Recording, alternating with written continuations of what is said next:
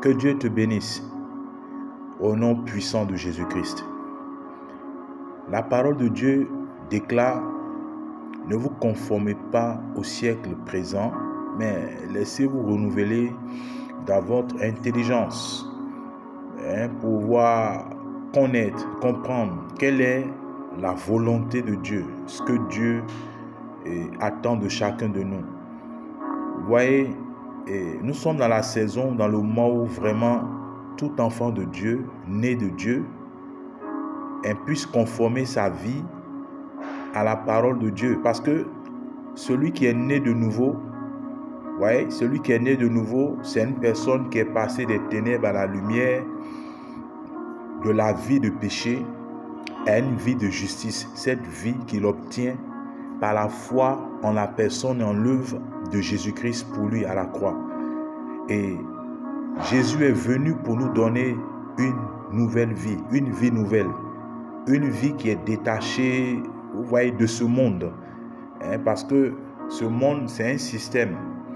Et ce monde a ses normes. Ce monde a sa manière de voir les choses. Ce monde a sa manière, a son style de vie. Et le style de vie du monde, c'est le péché. Vous voyez? Alors, le style de vie du royaume de Dieu, c'est une vie de justice. Une vie qui donne la victoire sur le péché. Une vie qui donne la victoire sur le système du monde. Sur la mentalité et la manière dont, les gens vivent. Parce que Jésus est venu pour nous apporter une vie nouvelle. La vie ancienne, qui est la vie de péché, était liée au péché.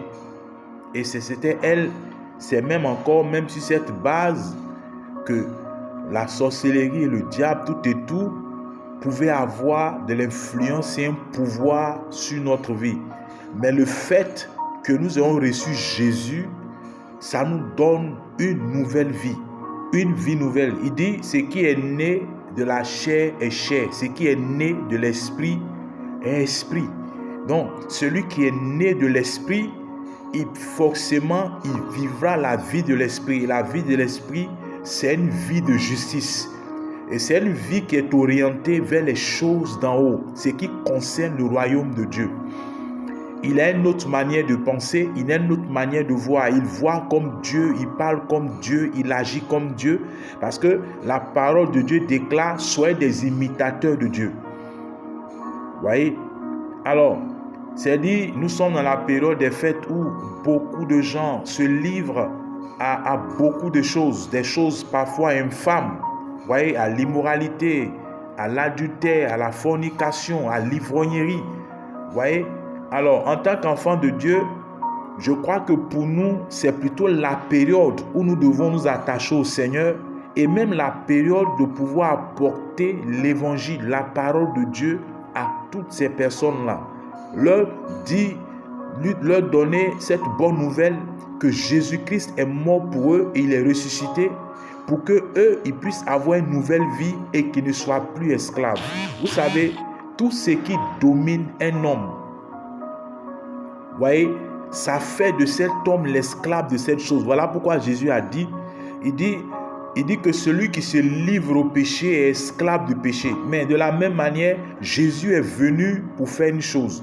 Jésus dit que si le Fils vous libère ou bien vous délivre, vous êtes réellement libre. C'est lui qui délivre du péché. Vous savez, beaucoup de personnes sont délivrées des démons, mais ne sont pas délivrés de la vie de péché. Voilà pourquoi, vous allez voir, on peut chasser des démons dans la vie d'une personne, mais la personne continue à être orgueilleuse.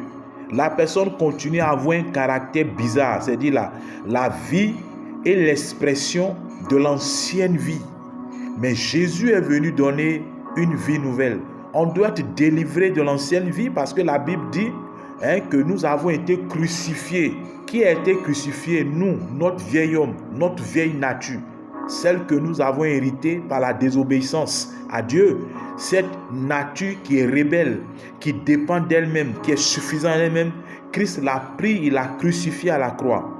Vous voyez, il est bon de chasser les démons et je vous assure, j'en chasse. Nous devons détruire les œuvres des puissants des ténèbres. Les démons n'ont pas droit de citer. Mais ce qui est à l'origine de ces ténèbres, qui est le vieil homme, qui est la nature pécheresse, celle qui fait que quelqu'un est orgueilleux, suffisant, il aime l'argent. Vous voyez, c'est dit cette vie-là aussi, Christ a traité avec cela. Quand vous regardez la parole de Dieu, vous allez voir que Christ a traité avec tout. Il a traité avec l'ancienne nature, le pouvoir, il a brisé le pouvoir du péché et il a brisé le pouvoir du diable dans la vie de tous ceux qui ont reçu Jésus-Christ. Le pouvoir du péché est brisé, le pouvoir du diable est brisé. Quand le pouvoir du diable est brisé, ça veut dire que la malédiction, c'est-à-dire les influences démoniaques et autres, sont brisées, sont renversées. Bien-aimés, Christ est venu nous apporter une nouvelle vie. Et notre façon de vivre doit exprimer cela. Nous sommes dans le monde, mais nous ne pouvons pas vivre comme le monde. Nous ne pouvons pas marcher comme le monde. Nous ne pouvons pas nous exprimer comme le monde. Mais nous devons marcher dans ce monde, c'est dit comme la lumière, comme le sel. Normalement, nous sommes sur la terre pour donner de la saveur de la nature de Christ partout où Dieu nous a établis. Chers amis, si tu n'as pas reçu Jésus, je crois que l'occasion, si tu vis jusqu'à cette heure et tu n'as pas reçu réellement Jésus dans ta vie, tu vois, alors tu peux le recevoir maintenant. Parce que Dieu ne vient pas pour condamner, mais Jésus est venu pour sauver. Et Jésus est toujours là. Son salut est toujours efficace quand on ouvre notre cœur. Donc, ouvre ton cœur, reçois Jésus. Et tu vas voir que les peines, tout ce qui t'écrase, tout ce qui t'oppresse, tout ce qui dérange ta vie, ta confusion s'arrêtera. Pourquoi? Parce qu'il dit que celui qui croit en moi, il dit il est la lumière de la vie. Et celui qui croit en moi aura la lumière de la vie. Et quand la lumière de la vie vient, toutes les confusions de ta vie disparaissent. Les chaînes et les liens sont brisés. Parce que c'est Jésus le Rédempteur. Il est le Rédempteur qui est vivant. Il est le Rédempteur qui rachète, qui libère. Même de tout ce qui est joug familial, tout ce qui est fondement, voyez, satanique et familial, sont renversés. Et il devient ton fondement. Et je t'encourage à te tourner vers Jésus-Christ. Et je t'encourage à ouvrir ton cœur, à le recevoir et à soumettre ta vie à Jésus. Tu ne perdras pas. Peut-être que tu es tombé, cher ami bien-aimé. Tu avais donné ta vie à Jésus, tu es tombé. Maintenant, le temps est venu de rentrer à la maison. Le Père t'attend. Il est miséricordieux. Il ne comptera pas ce que tu as fait. Si tu es repentant, si tu viens à lui de tout ton cœur, le sang de Jésus est là pour te purifier, pour te laver, pour te restaurer. Et la communion avec Dieu va reprendre. Parce que le Père, ton Père, t'aime. Il ne te condamne pas. Il ne te juge pas. Son plus grand désir, il t'attend. Reviens à la maison. Reviens dans sa présence. Reviens, c'est-à-dire au pied du Seigneur. Et il te restaurera. Il t'établira. Il t'élèvera. Il te guérira. Jésus-Christ est vivant.